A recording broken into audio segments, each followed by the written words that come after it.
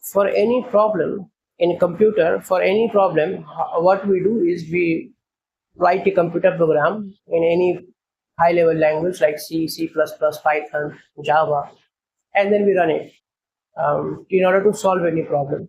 If that problem is solvable or if the problem is programmable, then that's what we do.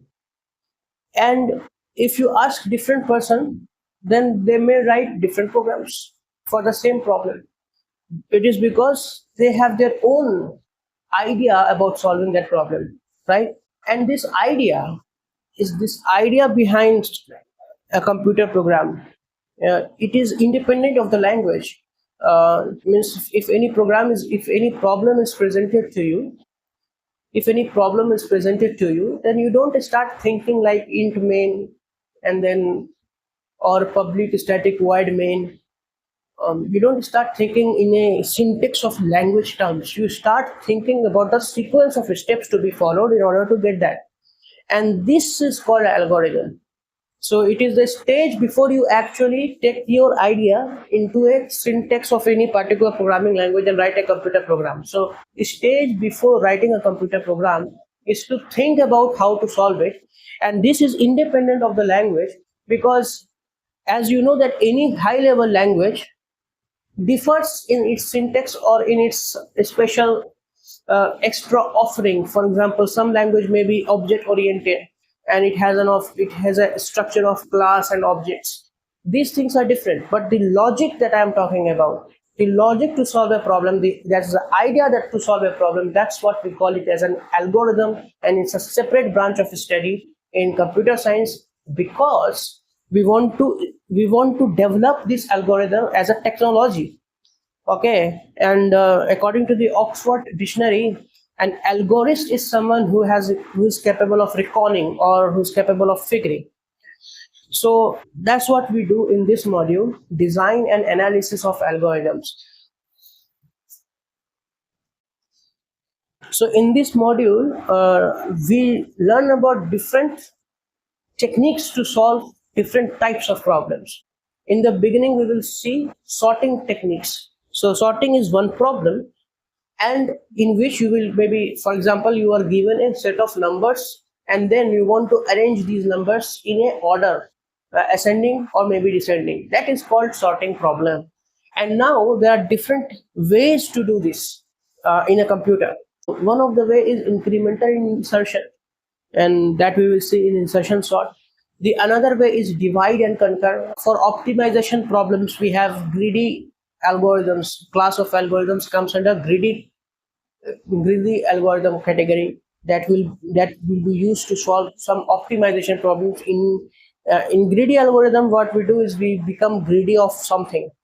Okay, maybe greedy about profit, greedy about weight.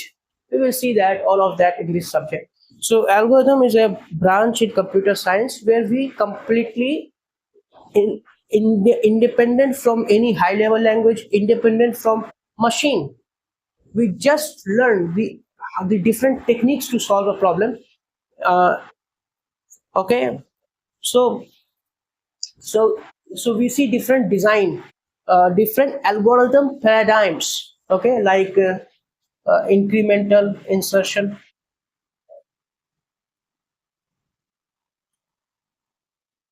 divide and conquer,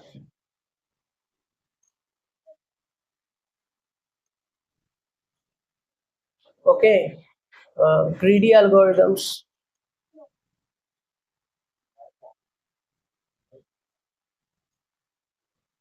for example, dynamic programming,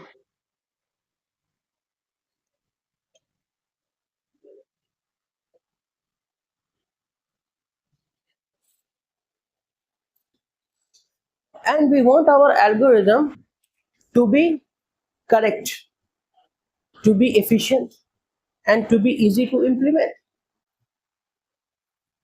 Okay, so what is an algorithm? Algorithm is sequence of steps. So it is a stage before you actually put your idea or put your sequence of steps of your algorithm, sequence of steps that you formulate for a problem in your head, in your mind.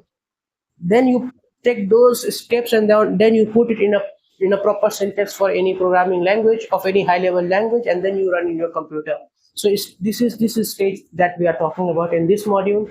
We treat algorithm as a technology because a good algorithm saves you a lot of time. So what is an algorithm? Algorithm is a idea behind any reasonable computer program and any algorithmic problem that has to be specified by the input instances and their output. Okay, so you must specify for any problem what are all possible input instances and what are the expected output or desired output for a particular input instance. For example, in the sorting problem,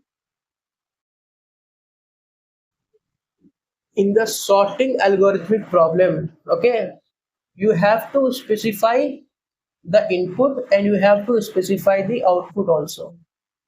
So this is your any algorithmic problem is complete by giving all the input and giving all the output corresponding to every input instance.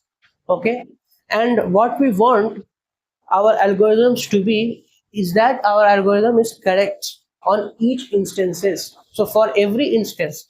So what is an algorithm? Algorithm is a step by step procedure that will take the input sequence instance, step by step procedure that will take the input instance and it will convert it into this correct output.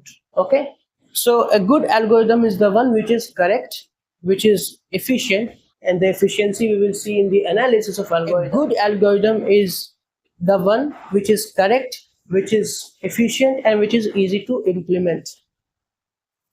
So when it comes to efficiency, what do we mean by an efficient algorithm?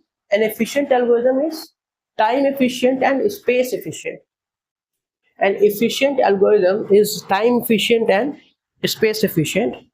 And again, if you run the same program on different computers, they may take different time. So here in our analysis of any algorithm, we try to keep it machine independent. And so in the analysis, what we follow is RAM model of computation.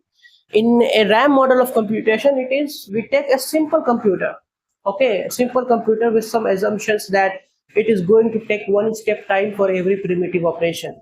If you have studied computer organization, or if you have not, then I have basics of computer organization for free. I have a then you can go and check the playlist basics of computer organization, which is a just an introduction so that you can take up any course in computer science if you have that basic knowledge. Okay, so in that you will see that a computer at its hardware level is able to perform some primitive operations, and for each such primitive operation we have machine instruction, and machine code is nothing but sequence of machine instructions. Okay, and so of course this is machine dependent. Machine code is machine dependent. Every processor has its own instruction set is the set of all machine instructions. So for every processor it has its own instruction set, and the sequence of instructions are taken from this instruction set only, and then those sequence of instructions may be performing some code, some solving some problem, and that is called machine program. And then one step further, you want it's very hard for humans to actually code in binary formats, because the machine instructions has the opcode, operand, it has its own instruction format, and using those instruction format, people long back used to actually code in machine code. Okay, now they code in high level language, but long back they used to do that. But slowly people wanted to make it more human friendly, so they get what they do is they just give a mnemonic to every primitive operation, and we get an assembly language. We should not be getting into details here, because the idea of behind any reasonable computer program, uh, it is with respect to high level language constructs. Okay, so you are lucky, means we are lucky. We don't in the algorithm subject, we are talking about how to write a program in a high level language, means the idea for writing a high level language. Okay, yeah, I was talking about the RAM model.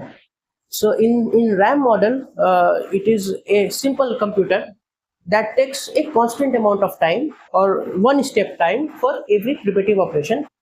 And so the time taken by an algorithm will be calculated from RAM model of computation, and it has some assumptions. RAM model is a very simple computer. Okay, the assumption is that for every primitive or simple operation, it will take one step time. Okay, one step time for every primitive operation, primitive or basic instruction. So there are, yeah, so I was talking about that instructions, different type of instructions. So different type of instructions are arithmetic instruction, data transfer instructions. So whatever type of instruction it is, it will take one step time in your RAM model.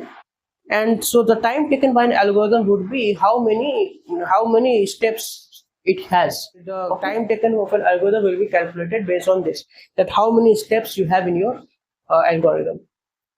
And number two is, if you may have loops also, you may have loops, you may have subprograms. So for loops and subprograms, then you will see independently, means then you will see separately in the loop that how many times the statement is being repeated, and similarly for subprogram you will see how many times it will take. So this is what RAM model of computation is. So in the analysis of algorithm, what we measure is, we measure the time taken by an algorithm, and we measure the space that it will take, or extra space that it will take. Means apart from the input instance, what extra space it takes, that we measure in space analysis. From the RAM model, with these assumptions, we can find out the time taken by any algorithm on the simple machine. RAM model on a simple machine. This is a hypothetical machine, because we wanted to find out the time independent of any machine. And of course, and this will actually translates well to any machine, any particular machine. This will translate well in proportion.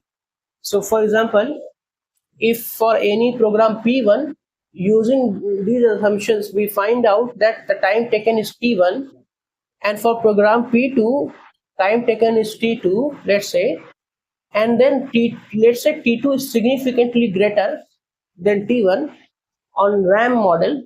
Then if we run P1 and P2 on any other computer, okay, on any other computer, then this order will remain. T1 in your RAM model would be different. Okay, it will not be the same. Time will not be the same, but this order will remain. So this translates well. Okay. We just wanted our analysis to be machine independent. That's why we chose the RAM model. So for analysis of algorithms, we have a RAM model of computation, and also we have asymptotic analysis.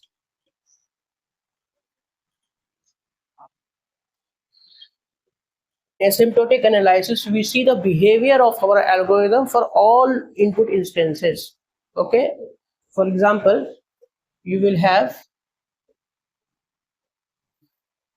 the inputs here, and then your time on this axis, and it will have a graph. You will have a graph that as your number of input increases, then how your algorithm is also, the time of your algorithm will increase. Okay, so in asymptotic analysis, we have different type of notations, big O notation, big omega notation, and all that we will see in the next video. This was the introductory video of this new module that we will start, design and analysis of algorithms. Okay, you will love this subject. This is my guarantee. Thank you very much.